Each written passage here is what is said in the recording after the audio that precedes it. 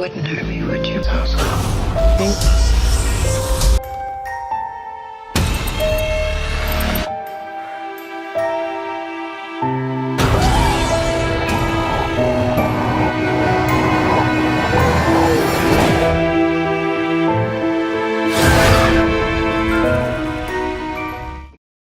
जरा सोचो, अगर आपको एक केयर टेकर की जॉब मिलती है जिसमें कि आपको एक सुनसान इलाके में बनी हवेली में एक डॉल के लिए केयर टेकर बनना है। उसको इस तरह से ट्रीट करना है जैसे कि वह इंसान हो और उसमें जान हो, जिसके लिए उसे रोल की एक पर्ची दी जाती है कि उस डॉल को क्या पसंद है क्या नहीं और उसके लिए तुम्हें क्या करना है। लेकिन धीरे धीरे यह कहानी ऐसा मोड़ ले लेती है कि आप इसकी एंडिंग की सोच भी नहीं सकते।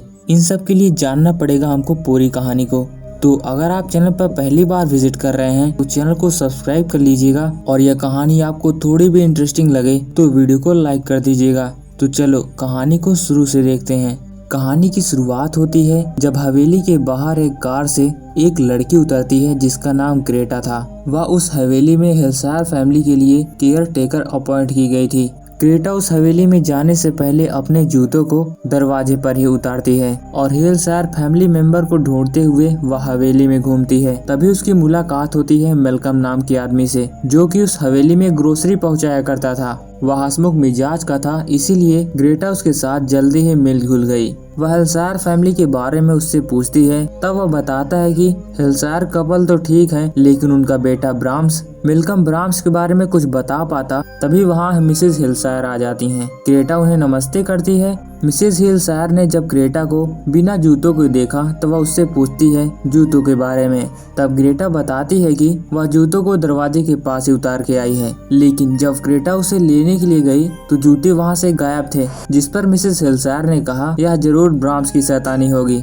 जिसके बाद मिसेस हिलसायर ग्रेटा को मिलवाने के लिए ब्राम्स के पास ले जाती हैं, जहां पर मिस्टर हिलसायर ब्राम्स को समझा रहे थे कि वह ग्रेटा के साथ अच्छे से पेश आए। लेकिन जब ग्रेटा ने ब्राम्स को देखा तो वह पहले हैरान हो गई, फिर वह जोर जोर से हंसने लगी क्योंकि ब्राम्स कोई जिंदा बच्चा नहीं था बल्कि एक डॉल थी और मिस्टर और मिसेस हिलसायर उसे ब्राम्स कहा करते थे। ग्रेटा पहले तो हैरान हुई लेकिन फिर हंसने लगी, लेकिन ग्रेटा को जल्द ही पता चल गया यह कोई मजाक नहीं बल्कि ये सच है। उसे उसी की केयर टेकर करनी है। ग्रेटा समझते हुए ब्राम्स से अपना हाथ मिलाती है, जिसके बाद मिसेस हिलसायर उसे बाहर ले जाकर कुछ रूल समझाने लगती हैं। बताते हैं कि ब्राम्स को कहानियाँ बहुत पसंद हैं। तुम्हें तेज आवाज में उसे कहानियाँ सुनानी होंगी, वो भी 3 घंटे, और ब्राम्स को म्यूजिक सुनना भी बहुत पसंद है, तो तुम्हें इन सभी बातों का ध्यान रखना है। उन्होंने यह बताया कि तुमसे पहले कई सारे केयर टेकर आ चुकी हैं, लेकिन ब्राम्स को कोई भी पसंद नहीं आया। हो सकता है ब्राम्स तुम्हारी सुंदरता देख के तुम्हें एक्सेप्ट कर ले। जिसके बाद मिस्टर हिलसायर बताते हैं कि हमारे यहाँ बासी खाना फेंका नहीं जाता बल्कि फ्रिज में रिस्टोर किया जाता है और इसे रेफ्रिजरेटर में रखा जाता है क्योंकि यहाँ पर चूहों की काफी समस्या है और यहाँ से बाजार भी दूर है। जिसके बाद मिस्टर हिलसायर ग्रेटा को बाहर ले जाते हैं और बताते हैं कि हमने चूहे पकड़ने के लिए बाहर चूनेदानी भी रखी है क्योंकि ब्राम्स को चूहे बिल्कुल भी नहीं पसंद। जिसके बाद उन्होंने ग्रेटा को समझाया कि मुझे पता है कि तुम्हें हैरान हो रही होगी कि हम दोनों पागल हो गए हैं क्या, लेकिन तुम धीरे धीरे सब कुछ समझ जाओगी। हमारा बेटा हमारे साथ है, क्या तुम समझ रही हो? ग्रेटा ने सिर हिलाते हुए हाँ कहा। कुछ देर बाद में हम देखते हैं कि ग्रेटा ब्राम्स के कमरे के बाहर खड़ी थी और मिस्टर और मिसेस हिलसायर ब्राम्स से बात कर रहे थे। मिस्टर हिलसायर ने कहा कि हमें ब्राम्स से कुछ अकेले में बात करनी है तो तुम बाहर जाओ। ग्रेटा जैसे ही कमरे से बाहर जाती है वैसे ही दरवाजे को बंद कर लिया जाता है। ब्राम्स से बात करने पर ग्रेटा को धुंधली आवाज में सुनाई दिया किसी बच्चे की आवाज, लेकिन ग्रेटा इसके बारे में ज्यादा नहीं सोचती। उसे लगा हो सकता है मिसेस और मिस्टर हिलसायर ही हो। जिसके बाद दरवाजा खुलता है और मिसेस हिलसायर बताते हैं कि तुम्हें ब्राम्स ने केयर टेकर के रूप में चुन लिया है, अब तुम ही इसका ध्यान रखोगी। जिसके बाद ग्रेटा आराम करने के लिए अपने कमरे में जाती है, जहां पर वो अपनी बहन सैंडी को कॉल लगाती है और यहाँ पर जितनी भी घटनाएं घटी सब उसके बारे में बताती है। लेकिन सैंडी को भी उसकी बातें कुछ अजीब लग रही थी, लेकिन वह समझाती है कि कुछ दिनों की बात है, पैसे आ जाने के बाद तुम वापस आ जाना। और हाँ, तुम्हारा बॉयफ्रेंड कोल तुम्हें खोजते हुए घर पर आया था। दरअसल कोल ग्रेटा को मारा पीटा करता था, इसी की वजह से ग्रेटा कोल से दूर ही रहा करती है। लेकिन ग्रेटा को पता था कि कोल इतनी जल्दी उसे छोड़ेगा नहीं, वह मुझे ढूंढता ही होगा। फिर हमें अगली सुबह का सीन दिखाया जाता है जब ग्रेटा ब्राह्म्स के कमरे की ओर जाती है तो वह देखती है कि वहाँ का सारा सामान बिखरा पड़ा था और मिसेस हिल्सायर ब्राह्म्स को समझा रही थी कि बेटा ऐसे गुस्सा मत करा करो, हम लोग जल्दी ही वापस आएंगे। दरअसल मिस्टर और मिसेस हिल्सायर दोनों कहीं घूमने के लिए बाहर जा रहे थे, क्योंकि अभी ब्राह्म्स की केयर करने के लिए उन्होंने ग्रेटा को रख लिया है। उन्होंने जाने से पहले ग्रेटा को एक पूरे रूल की लिस्ट दी और उन्हें बताया कि तुम्हें इससे ब्राह्म्स को संभालने में आसानी होगी। जिसके बाद वे दोनों वहां से अपने सफर के लिए रवाना हो जाते हैं। उन दोनों के जाने के बाद ग्रेटा एक राहत की सांस लेती है और वह ब्राह्म्स को उसकी कुर्सी पे बिठाकर वहां से जाने लगती है। फिर भी अकेली हवेली में ग्रेटा को उस डॉल से थोड़ा डर लग रहा था। इसी की वजह से वह उसको एक चादर से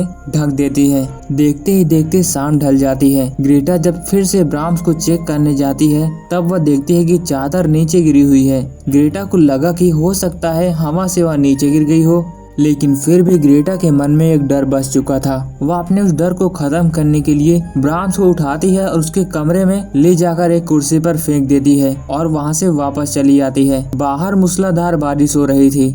हवेली में एक गहरा अंधेरा था। वह सो ही रही होती है तभी उसे हवेली में किसी बच्चे की रोने की आवाज आती है। ग्रेटा उस आवाज को सुन के उठ खड़ी होती है और वह मोमबत्ती लेकर उस आवाज का पीछा करते हुए उसी की ओर बढ़ती जा रही थी। वह आवाज हिल्सायर फैमिली के पेंटिंग से आ रही थी। वह जैसे ही पेंटिंग को छूती है वैसे ही उसका सपना टूट जाता है और वह उठ खड़ी होती है। नींद से जागने के बाद वह तुरंत ही ब्राह्म्स के रूम में जाती है और ब्राह्म्स को उसी कुर्सी पर पड़ा देख वह राहत की सांस लेती है। वह ब्राह्म्स के थोड़ा और पास जाती है तो देखती है कि उसकी आंख से आंसू निकल रहे थे। जिसके बाद वह ऊपर देखती है, छत से पानी टपक रहा था।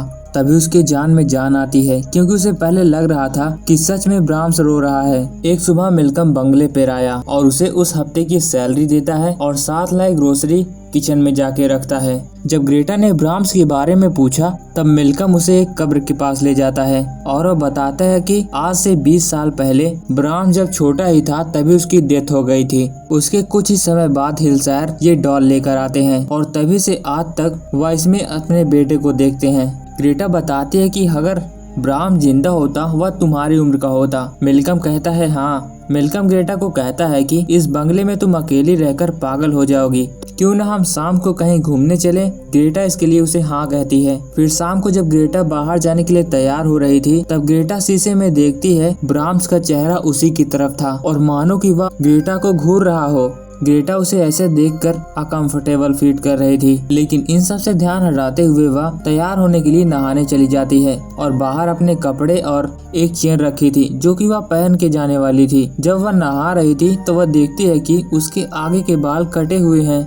जिसके बाद वह वापस आकर अपने कपड़े देखती है तो उसके कपड़े वहाँ से गायब थे और वह नेकलेस भी। अब ग्रेटा की धड़कनें डर के मारा तेज होती जा रही थी कि बंगले में उसके अलावा कोई और भी मौजूद है। वह वहाँ से बाहर आके देखती है घर की छत पे जाने वाली सीढ़ियाँ खुली हुई थी। वह पहले तो उसे जोर जोर बुलाती है कि जो भी कोई हो बाहर आ जाए, लेकिन जब जवाब कोई भी नहीं आता तो वह उस पर चढ़ के उसके अंदर चली जाती है। वहाँ पर गहरा अंधेरा था और वह सीढ़ियाँ भी फिर से ऊपर आ जाती हैं, जहाँ पर एक रोशनदान था। वह देखती है कि मिल्कम उसे लेने के लिए आ गया है। वह काफी देर मिल्कम को बुलाती रहती है, लेकिन हवा की वजह से कोई भी आवाज मिल्कम तक नहीं पहुंचती। जब ग्रेटा बाहर नहीं आती तो मिल्कम फिर से वापस चला जाता है। जिसके बाद ग्रेटा को एक वहां पर साया दिखाई देता है और वह डर के मारे वहीं बेहोश हो जाती है। और यह कहानी अभी खत्म नहीं हुई, बल्कि इसका पार्ट 2 कल आएगा। यह कहानी आगे चलकर और भी इंटरेस्टिंग होने वाली है, तो चैनल को अभी सब्सक्राइब कर लो। तो मिलते हैं कल इसकी आगे की कहानी लेकर।